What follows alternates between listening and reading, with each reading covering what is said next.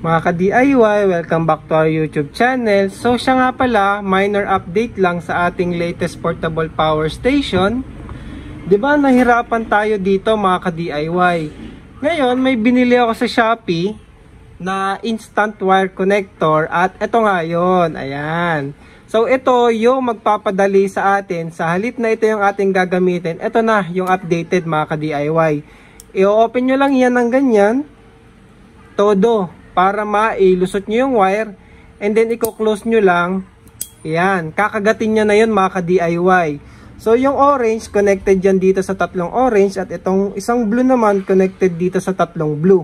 So dito natin ikakabit yung ating battery, at dito naman yung mga charger at saka load mga ka-DIY. So ipakita ko sa inyo, ito siya. So ayan, in-update ko na. Kinabit ko yung battery, and then dito sa kabilang side yung charging input at saka yung load natin mga ka-DIY. So mas madali, hindi na tayo mahihirapan. So solderless na talaga siya mga ka-DIY kahit wala ka ng hinang na gawin dito. So ikakabit mo na lang. And then ipakita ko rin sa inyo yung turbo charging. Ano ba yung turbo charging? Diba meron tayong dual input dito na AC 40 watts yung built-in charger, at ito naman 100 watts mga ka-DIY na solar charging. Pwedeng hindi solar yung ikabit nyo dyan, pwedeng power supply na 100 watts. So technically yung turbo charging, pag sasabayin nyo yung dalawa na yan mga ka-DIY, so meron tayong 140 watts charging. So ang lakas na nun mga ka-DIY, turbo charging yon, gawin nyo lang siya siguro paminsan-minsanan lang pag emergency lang. Halimbawa, hindi nyo na i-charge yung power station nyo at bigla ang kailangan nyo, meron ka pang isang oras, pwede mong gawin yung turbo charging. Pero syempre, ang recommended ko nga, slow charging lang tayo, 50 watts solar o kaya yung 40 watts na built-in. Bakit? Kasi yung 20 Ah natin times 12.8 nominal voltage, meron tayong 256 watt hours. I-divide natin ng 140 kapag turbo charging. So 2 hours, less than 2 hours or 2 hours, more likely 2 hours. 2 hours lang fully charge siya. Kaso hindi healthy sa battery yon kasi bigla nga nating charge ng mataas na current. Diyan nangyayari madalas yung imbalance. So ano lang yan, pang emergency nyo lang gamitin yung turbo charging. Pero ipakita ko rin sa inyo na kaya niya talaga. Kuha lang tayo ng power supply. So, ito ang aking mahiwagang watt meter para makita nyo. So, una nating isaksak yung built-in na charger. Yung 40 watts. So, ayan, nasa 40 watts na mga ka-DIY. Ngayon, isabay naman nating isaksak yung ating adapter or possible nga solar kunwari o kaya power supply na merong 16 to 25 volts kasi yun yung capability ng ating charge controller 16 to 25. So ayan, sinet ko siya ng 19 volts. Ngayon 40 watts. Isabay natin. Di ba 80 nga to plus 40. So 120 mga ka-DIY. So 120 watts, nakikita nyo ba? Ayun, 125 watts. So kung meron tayong 125, ayan, 2 hours. So, halos 2 hours din mga ka-DIY.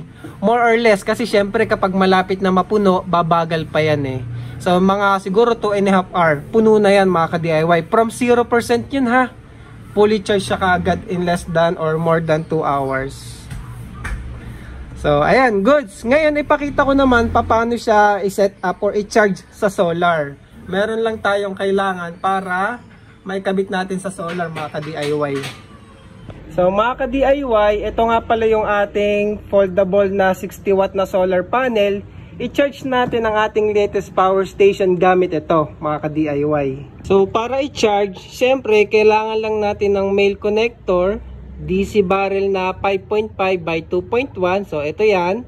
Syempre pinadaan ko lang sa ating watt meter at kinonect ko na yan sa ating solar panel. Ayun nakaklip lang yan mga ka-DIY. So isasaksak nyo lang ng ganyan. So, ayan, magcha-charge na yan. Sa ngayon ay nasa 30 watts charging ang ating power station. So, ito yan mga ka-DIY. Nakikita nyo ba? Medyo maliwanag kasi. So, ayan. Nasa 30 watts. Medyo makulimlim yan, kaya kalahati lang yan nakukuha natin sa ating solar panel. So, ayan. So, So ganyan lang siya kadali. Meron ka ng solar panel, 60 watts, at saka yung ating power station. So goods na yan mga ka-DIY. Pwede ka nang mag-camping. So buhayin natin para makita nyo. So ayan. So 13.5, charging siya at 35 watts mga ka-DIY. So ayan mga ka-DIY, tumirik yung araw natin, saktong-sakto. May nangangampanya.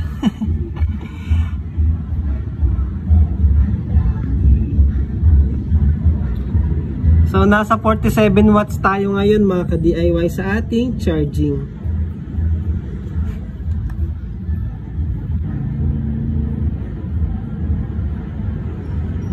So ayan, 47 watts mga ka-DIY, 46 watts.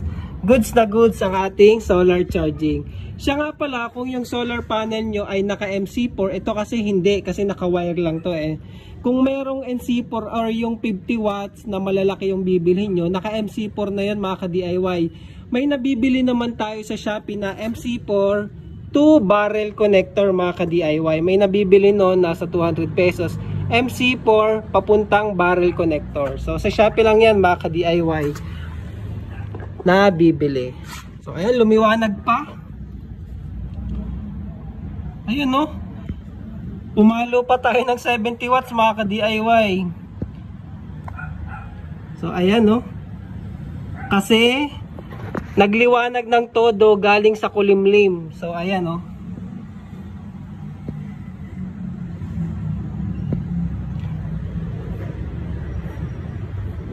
Sobrang liwanag mga ka-DIY. Kulimlim kasi talaga. Ang hirap mag-charge. So ayan, bigla lang sumilip sa araw.